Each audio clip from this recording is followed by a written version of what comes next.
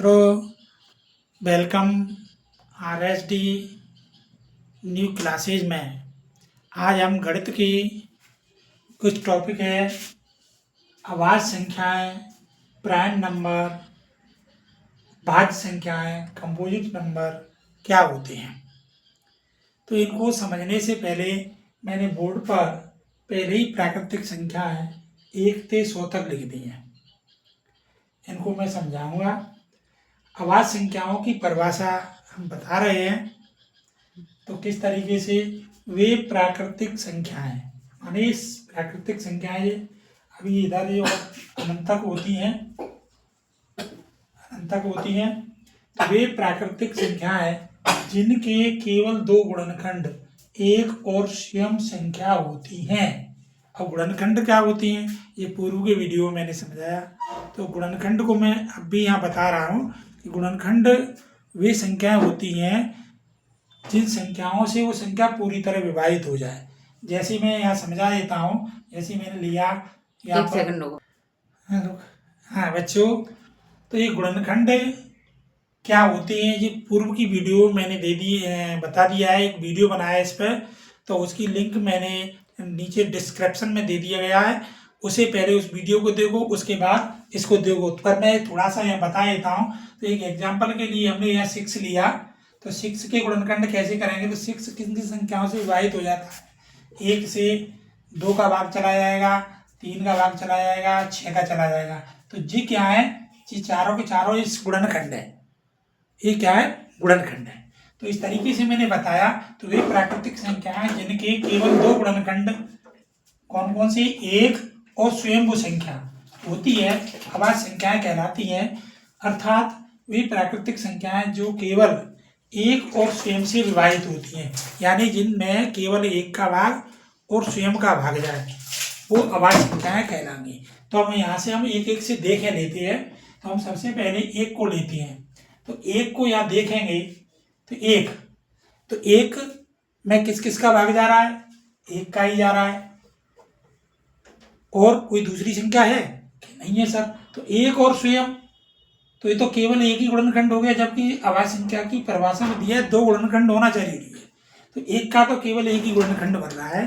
तो यहाँ पर एक को हम क्या कहेंगे, एक को न भाज्य संख्या है और न अभाज्य संख्या है।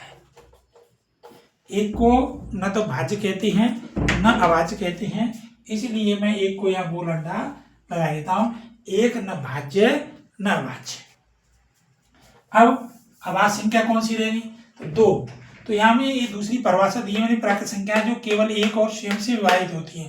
तो 2 किससे विभाजित हो रही है, एक से हो रही है, और स्वयं माने 2 से विभाजित हो रही है। तो एक अभाज्य संख्या है। अभाज्य संख्याओं को मैं काट रहा हूं। फिर तीसरी है 3 में एक और 3 का ही भाग जाता है, 3 अभाज्य संख्या। इसके बाद 5 है, 5 अभाज्य संख्या। इस तरीके से हम अभाज्य संख्याओं को यहाँ पर देखेंगे और हम अभाज्य संख्याओं को यहाँ देखते चले जा रहे हैं। तो देखिए यहाँ पर मैं बता रहा हूँ कि कौन कौन सी अभाज्य संख्या है। तो इस लाइन में 1 से 10 तक की अभाज्य संख्या निकली 4। फिर यहाँ से एक अभाज्य संख्या ये है, ये अभाज्य संख्या है। फिर 17, फिर 19, 1 2 3 4, इसमें भी 4 है। इसके बाद यहाँ पर 23 के बाद 29, इसमें 2 ही हैं, और 31 और 37, और इसमें भी 2 है। इसके बाद 41, 43, 47, 3 है।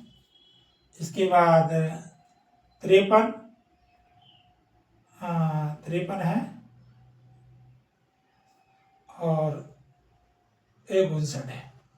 इसमें भी 2 है, 61 और 67, और यहाँ पर तो बच्चों यहाँ जैसे इसमें 4 है, 1 से 10 तक, 11 से 20 तक 4, 21 से 30 तक 2, 31 से 40 तक 2, 41 से 50 तक 3, 51 से 60 तक 2। इस तरीके से जो है 1 से 100 तक एक विशेष ध्यान रखना, 91 से 100 तक एक होती है, टोटल मिलाकर के 1 से 100 तक 25 अभाज्य संख्या होती हैं, और भी आगे अभाज्य संख्या होती हैं, लेकिन 1 से 100 तक की अभाज्य संख्याएं इस प्रकार से होती है। तो इन अभाज्य संख्याओं को यहाँ पर से इकट्ठी हुई हैं उनको यहाँ लिख सकते हैं।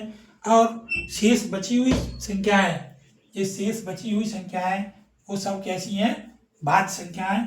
जैसे यहाँ पर 4 है पहली सबसे, फिर 6 है, 8 है।